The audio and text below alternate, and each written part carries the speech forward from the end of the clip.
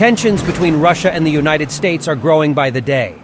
Russian planes shot down an American drone in the sky over the Black Sea, in response to which 5 U.S. fighter jets intercepted enemy bombers attempting to attack Kyiv. Moscow constantly provokes the Pentagon into taking more decisive actions, as if it really wants to experience the full force of NATO military technology. It is genuinely intriguing which country would be victorious in an open confrontation, whose tanks would prove stronger, whose artillery would have greater range and accuracy, who has the trump card of the most technologically advanced drone, and who could achieve air supremacy. Let's delve in.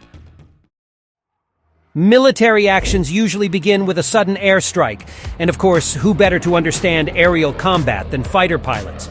America certainly has a lot to boast about to the world, as it possesses the state-of-the-art 5th-generation F-35 Lightning II fighter jet. This aircraft is one of the powerful representatives of the stealth family, created within the most ambitious program in aviation history.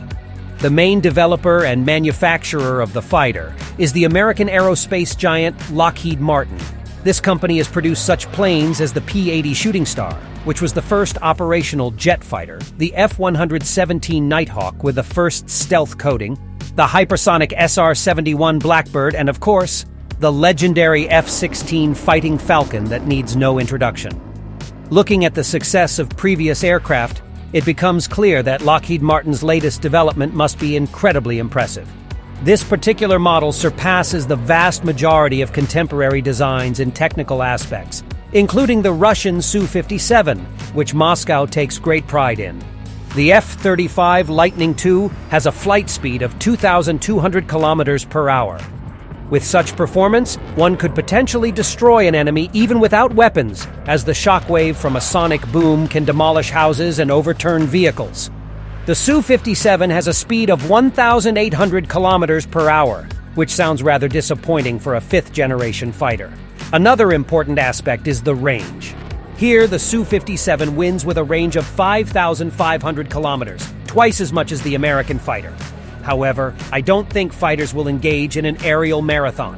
Their mission is to destroy the enemy, and the F-35 has everything it needs for that. Hypersonic missiles flying at 3,000 kilometers per hour, 4 guided anti-tank bombs weighing 250 kilograms each, cluster munitions capable of scattering an entire field with a series of explosions, and even harm anti-radar missiles that can deprive the enemy of information in a matter of seconds. Recently, Lockheed Martin has started upgrading the Lightning II, not with just new bombs, but with an actual laser. The Layered Laser Defense, LLD, is a powerful 50-kilowatt system that can counter drones, planes, and even high-speed boats with a powerful beam, as well as using its high-resolution telescope to track and assess target battle damage. During testing, the ground system tracked a drone in the air and fired a precise beam at it. It only took one hit for the target to ignite and fall to the ground. The LLD's capabilities range from non-lethal optical blinding and sensor disabling to complete target destruction. It sounds impressive, but let's take a look at the Su-57's arsenal to understand which is ultimately better. The Su-57 also has guided anti-tank projectiles, although they weigh 50 kilograms less, and air-to-air missiles with a speed of 2,400 kilometers per hour. The Su-57 has cluster munitions, but with a smaller area of impact, and there's no mention of anti-radar missiles or lasers at all. As you can see, the Su-57 is clearly outmatched by the Lightning II in terms of weaponry, so we award air supremacy to the American F-35. However, armies don't typically rely solely on aerial combat, and the most interesting action takes place on the ground. Tanks and artillery are the steel heart of combat, and it's worth discussing them. The Abrams is a name you've undoubtedly heard more than once, and for good reason, as it's one of the most advanced, well-armored, and powerful tanks of the modern era. It boasts a formidable 120mm cannon with a vast arsenal of ammunition. The main weapon of the Abrams tank is high-explosive and armor-piercing rounds, which boast incredible accuracy at a maximum range of 4 kilometers. But there's something even cooler. Guided anti-tank missiles, which have a targeting and homing system on enemies, as well as an increased attack range of up to 6 kilometers. The Abrams is one of the heaviest tanks of the modern era, and it's one of the few equipped with a built-in defense system against nuclear and chemical weapons. This steel fortress uses components and systems that can withstand a nuclear blast 400 meters from the epicenter, as well as resist chemical and bacterial contamination. Just imagine, the scariest weapons of the modern world can't scare the soldiers as long as they're in the cabin of an Abrams. Maximum accuracy, immense destructive power, and incredible protection. These are the keys to the success of the Abrams. What about Russia? Officially, their best tank is the T-14 Armata. However, this seems to be something of a mythical creature. It has only been seen in parades and in a couple of units, while the Soviet T-72 is used more frequently in real battles. In its time, the T-72 was the most mass-produced and one of the best tanks in the world.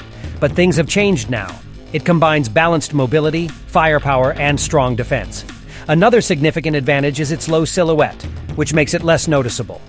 Overall, it's a standard set that allows tank crews to feel comfortable, but the T-72 lacks protection against nuclear weapons. What about its offensive capabilities? Its smoothbore 125mm cannon can easily penetrate any modern armor, despite the fact that this caliber is often avoided due to its lower projectile speed.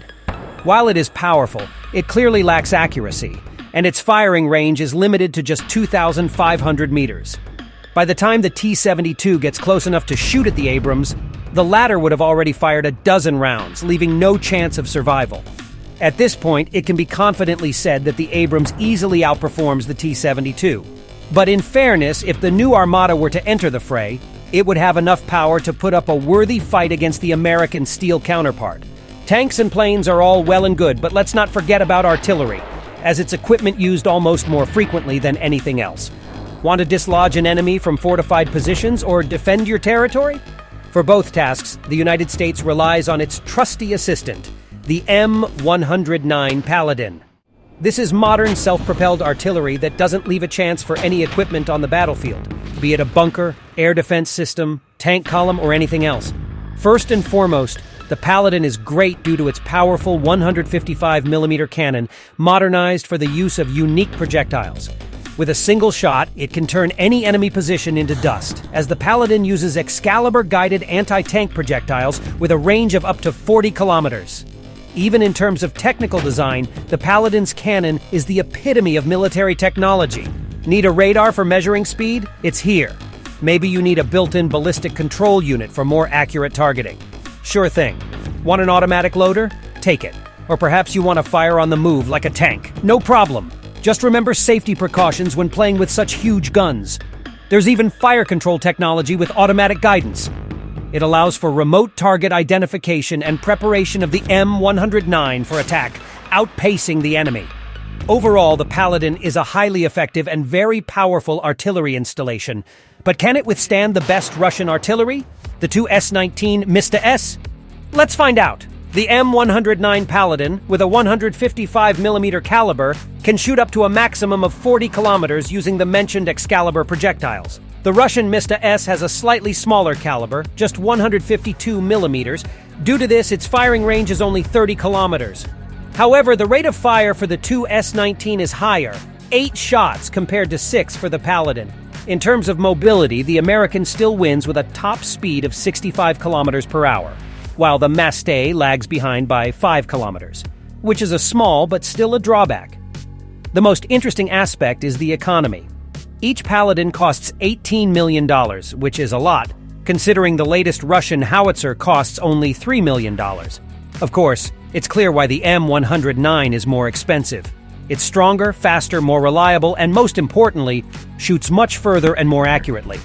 Although the Mista is cheaper, it loses to the Paladin in all other aspects, so the honorable third victory goes to the USA. As we can see, American technology surpasses Russian technology, be it the latest fighters, powerful tanks, or long-range artillery installations. However, we've only covered a part of all possible equipment. We didn't talk about reconnaissance and combat drones, air defense systems, rocket launchers, and we also missed the topic of aircraft carriers and submarines. Believe me, the situation there develops in a completely different, interesting way. So if you liked this video and want to see a continuation, just like and subscribe to the channel.